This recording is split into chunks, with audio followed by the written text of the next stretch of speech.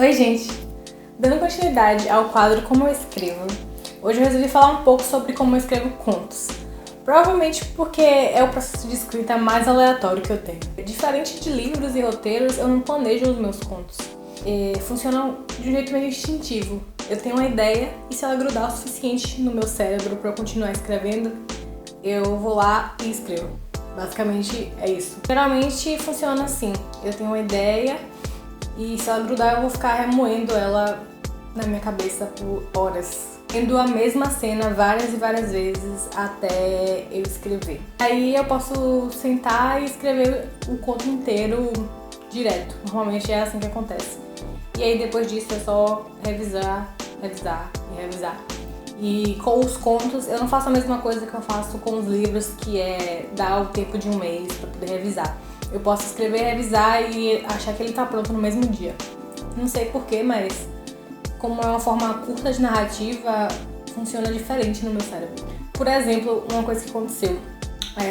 A minha amiga maravilhosa, Izzy, criou um grupo de escrita com algumas amigas dela e minhas. E, coincidentemente ou não, o primeiro formato obrigatório foi contos. E aí ela deu um prazo de 2 semanas pra gente escrever. O que aconteceu?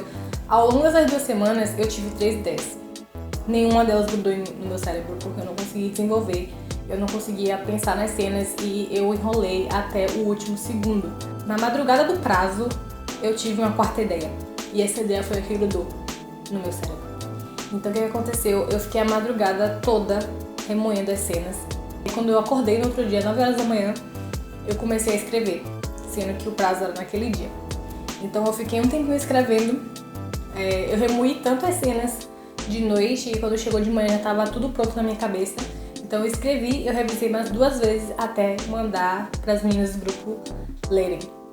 Inclusive é uma história que acabou ficando mais legal do que eu esperava. Então, qual é o meu processo de escrita de contos? Eu também não sei. É praticamente indefinido, porque parece que quando eu tenho uma ideia, normalmente eu quero que ela seja um livro. É sempre assim. Mas óbvio que a maioria das ideias não tem complexidade suficiente para se transformar num romance. Então, normalmente elas acabam indo para contos ou curtas, que são narrativas menores, que são mais rápidas de desenvolver e não precisam de tanta profundidade quanto um livro precisaria. A maioria dos contos que eu tenho, na verdade todos, eu acho, foram escritos por causa de antologias, porque eu via os temas nos editais e eu escrevia os contos ligados a esses temas. Normalmente é raro eu ter a iniciativa de escrever um conto por mim mesma, sabe? E é uma coisa que eu quero exercitar mais, porque eu acho a escrita de contos bem legal, bem fascinante. E eu gosto de ler contos também, quero ler mais, porque eu acho muito legal. Principalmente para você treinar a escrita. Eu acho que faz muito bem você escrever qualquer tipo de coisa se você quer ser escritor, porque isso exercita o seu cérebro de escrita, sabe?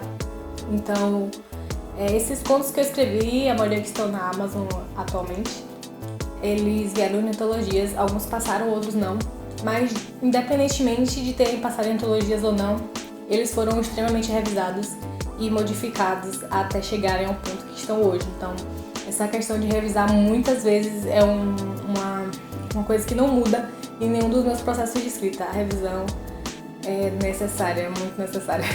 Principalmente para uma pessoa que escreve tão sujo quanto eu no primeiro rascunho. Outra coisa que infelizmente acontece com os contos é que eu procrastino até o último segundo, como você pode ver pela essa história que eu contei do grupo de escrita. Como eu sei que eu consigo sentar e escrever em algumas horas, eu sempre acabo deixando pro final do prazo, assim. Mas até agora tem dado certo. Então, essa coisa da procrastinação fica na minha cabeça, né? Então, por que eu começaria uma coisa com antecedência e eu posso chegar em 3 horas e fazer um conto e ele vai ficar legal? Enfim, moral da história, o meu processo de escrita de contos é completamente aleatório.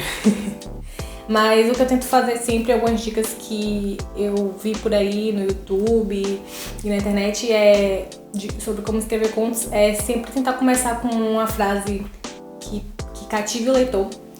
E você tem que apresentar o seu conflito, o seu incidente incitante, o mais rápido possível, de preferência no primeiro parágrafo, na primeira frase, se possível, porque você tem aquele tempo limitado, né, pra desenvolver a história, então tem que ter a ação desde o começo, não tem muito tempo pra apresentar os personagens. Você tem que apresentar os personagens já enquanto as coisas vão acontecendo. Mesmo que o personagem seja complexo, você não pode se demorar muito desenvolvendo ele tão profundamente em detalhes. Tem alguns contos que são maiores que outros, mas, por exemplo, se você estiver escrevendo por antologia, com certeza o número de caracteres ou de palavras vai ser limitado. Então, é uma coisa que você tem que aprender a controlar. Por exemplo, quando eu escrevi Triângulo Vermelho, que foi o primeiro conto que eu escrevi ele gigante, e aí eu fui ler o edital da antologia que eu queria participar, e a antologia, se não me engano, era 3.000 palavras. E eu fiquei a parte mais difícil do conto foi diminuir ele. Então, mas isso é um bom treino, principalmente para quem escreve muito, aprender a escrever mais impacto. Enfim, eu acho que é isso, gente. É assim que eu escrevo contos. Não sei se esse processo vai ficar mais definido um dia. Eu espero que sim, talvez eu me aprimore mais na escrita de contos, é uma coisa que eu gostaria de fazer. Inclusive, me indiquem contos aí nos comentários, porque eu quero muito descobrir contos novos, de preferência de autores nacionais. E se tiver uns thrillers, uns mistérios também, é um gênero que eu tô muito interessada ultimamente. Enfim, esse foi o vídeo de hoje. Até a próxima. Tchau! Gente, o conto mencionado nesse vídeo tá disponível para leitura lá no meu blog. Ele se chama A Simetria do Toque. E eu espero que vocês gostem.